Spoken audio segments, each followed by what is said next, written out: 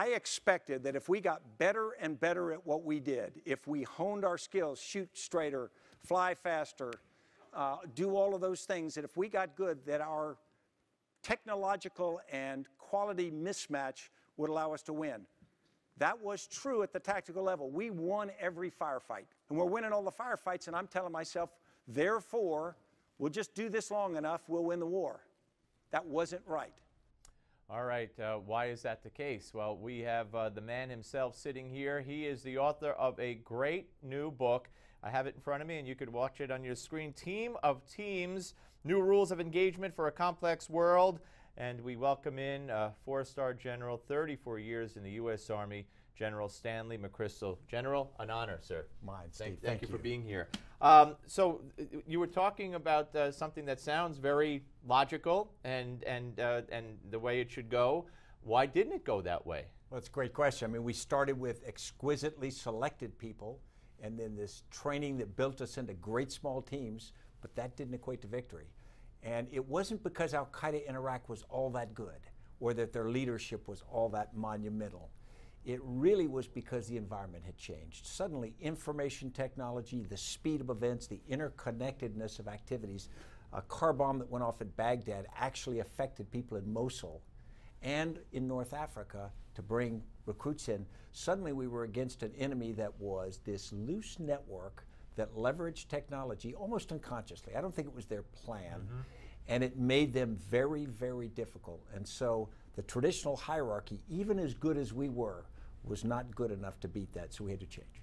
So when you talk about the unexpected, I guess, gaining of what they did, you know, you say they didn't try to do it, it just happened that way. Could you jump ahead to ISIS today and make a comparison and an analogy? But only they're using, all these years later, they're using social media as a, how big a tool, how big a weapon is social media for ISIS? It's even bigger than we appreciate. And ISIS is very, very good at it. And it's interesting, it is, you know, production quality stuff. But I can't imagine where they do this stuff. But it's not done at one central place. They don't have Mr. Big, Mr. al-Baghdadi who directs it. What they do is they distribute it. It's very decentralized. So they're able to be very fast, very precise, very reactive, and much faster and more agile than we are. All right, and I want to save the current events for the second segment. I want to get back to Team of Teams, and you talk about the new rules of engagement.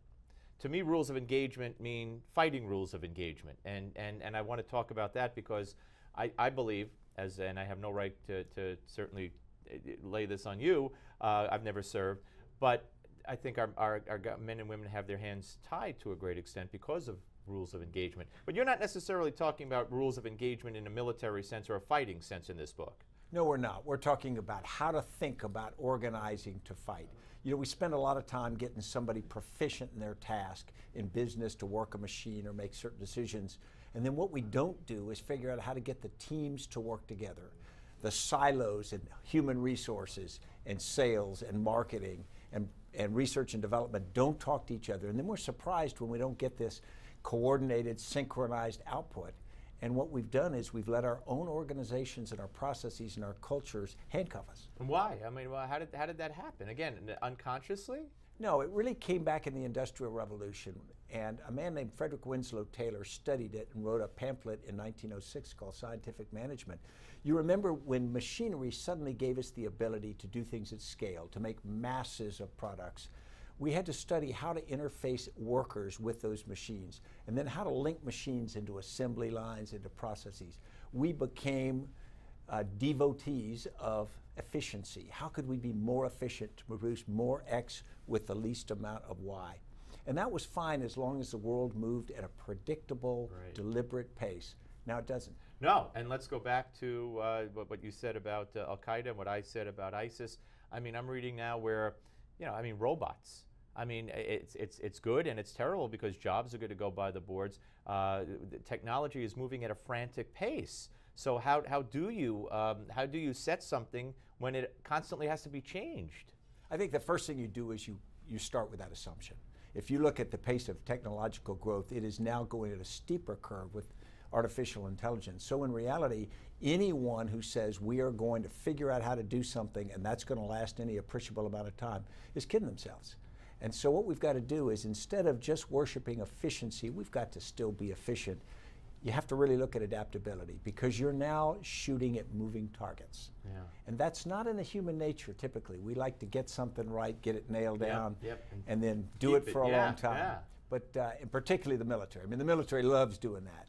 And yet you've got to start with the idea that it's always going to be changing and build that into the DNA of your organization. And how does your experience as a general for all those years, how much of an advantage is that for you in writing this kind of book and expressing, you know, what your military experience, incorporating it for other areas? I think it's very useful because, one, I lived in a big bureaucracy for much of my career, and then I had a transformational experience in Iraq and Afghanistan with this new environment running smack into what we were doing, and so we had the opportunity to change. We got to iterate. So I didn't get this from theory, I got it from personal experience. But now that I've been working with civilian firms for over 4 years, I'm finding that the same qualities of the challenge face almost all organizations. And because we're dealing with people, the same requirements to work through those challenges exist. And in the military, I would imagine technology is almost always a good thing. But in business, it's not always a good, not as much of a good thing as often. Am I correct? Well, it's funny. Technology is a good thing in the military, but there are certain skeptics. I remember when global positioning systems first came in, we had a bunch of people say we shouldn't use them because we'll lose our map and compass skills, but of course you're going to use them. All right. We're coming back with part 2 with the General. Don't go away. Again, the book Team of Teams by General Stanley McChrystal. We have a lot more to talk about. Don't go away.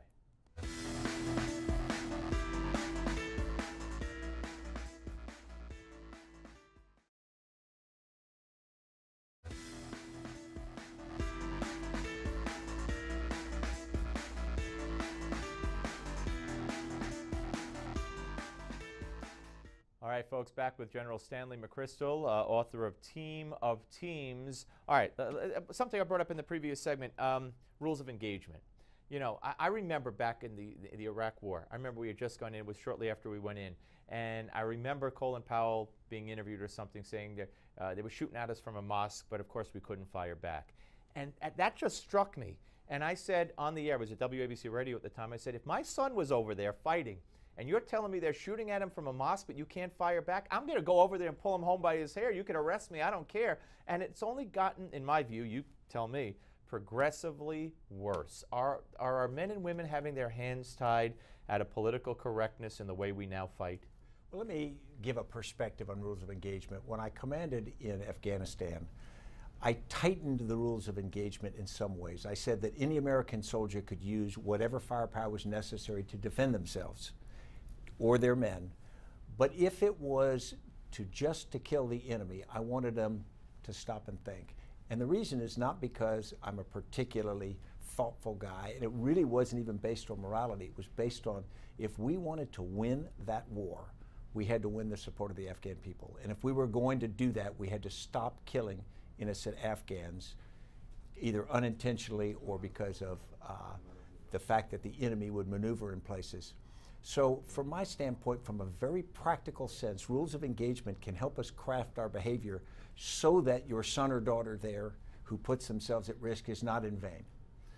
You know, and I respect everything you just said, but again, as a layman, I mean, we don't fight. I mean, look, Israel has to defend itself, and if they kill a civilian, even after they warn them to get out, oh my God, the International Criminal Court, you know, if we kill a civilian, we wouldn't have won World War II that way. I'd be dead, and everybody here be speaking German. I mean, that's when did all that change? Well, it changed with the media. When the fact that, you know, the old saying, if we'd had TV cameras at Gettysburg, right? We never would have. Right, absolutely. Right. And that's very true. I mean, if you think about it, from Vietnam on, we've had pervasive coverage to a greater degree than ever, particularly with television and film. So the reality is, there's more scrutiny on soldiers than ever. In most cases, the performance of our forces is just extraordinarily good. Absolutely. We used to call it courageous restraint, the things that they would do. Right. But I'm the first to tell you, it's very tough. I just don't think there's any way to make it easier. So I want to just get this straight, because I agree with you. It's the media. I mean, it's the military changing their tactics and their ways and their ability to fight to a great extent, or their way of fighting and defending and taking the offense because of the media scrutiny? No, it's partly the media. It's also partly the fact that because everyone sees everything now across a nation, how you treat the people and how you interact becomes the effectiveness of your So we'll never campaign. fight a World War II again. We'll never have, I mean, you know, it's even, oh, well, you know, Iran might be our enemy or this country might be our enemy, but you don't want to harm the people. Well, I mean, again, I don't understand, based on previous wars, how you could then fight that war. What do you just target the leaders and leave the people alone? I mean, I don't get that. So will we ever see another bombardment of a country, another World War II-like situation? Of course, you and I could hope that we never do. Right, but I mean, if you had to fight that, would we? I think if we had to do it. If you look at it, we've been very lethal in all the fights. Yeah. We're more precise, but we've been very lethal. So I don't think it's a lack of willingness to be hard, but I think it's a desire to use the greater precision of our weapons as carefully as we can. What's your take on what's going on right now? Do you believe President Obama is doing all he could do, or all he should be doing, to combat ISIS? I think ISIS is a very serious threat, but I also think ISIS is a symptom of a much wider threat. I think the fact that the Middle East and North Africa are literally melting down, that we've got a much bigger and longer term problem. I think the United States has to take a leadership role. I think if you look at the actions of the Saudis and other coalition going into Yemen and whatnot, on the one hand that's good, on the other hand it also signals a lack of, or a concern that America is not doing what we used to do. So in reality, I think it's important that we reestablish a level of legitimacy and credibility that we are going to help stabilize that region, because we can't ignore it. We're friends now with Iran. We're begging Iran to sign an agreement. We throw Israel under the bus. We supported the Muslim Brotherhood in Egypt. We demand that Morsi get a fair trial. We have problems with Sisi. We kicked Gaddafi out of Libya. That's now a terrorist haven.